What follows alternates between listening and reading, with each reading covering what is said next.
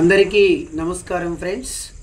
ఈరోజు ప్రత్యేకించి నేను చిన్నప్పుడు 10వ తరగతి చదువుకున్నప్పుడు మా గురువైనటువంటి ఎల్లస్వామి సార్ అసలు తెలుగు మీద ఒకలాంటి ప్రేమ పుట్టే విధంగా మాకు బోధించేవాడు. ఆ సారు ఆనాడు చెప్పినటువంటి పద్యాలు ఇప్పటికీ నా మెదడులో కదలాడుతూనే ఉంటుంటాయి. కాబట్టి ఆ పద్యాన్ని ఈరోజు నేను మీతో కూడా పంచుకోవాలని ఇష్టపడుతున్నాను. ఎందుకంటే తెలుగు వెలుగు అంటారు. ఆ తెలుగులో ఉన్న మాధుర్యము ఓసారి మీరు వింటేనే తెలుస్తుంది. మరి వింటారా మిత్రులారా? సరే.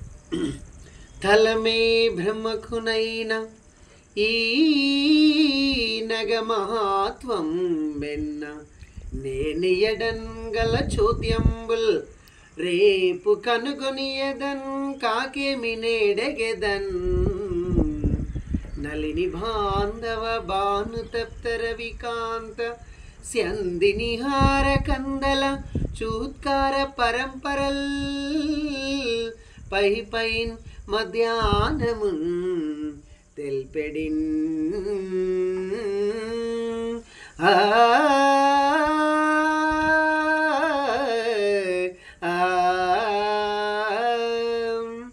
మరి ఈ పద్యాన్ని అల్లసాని పెద్దన్న గారు మనుచరిత్రలో రచించాడు.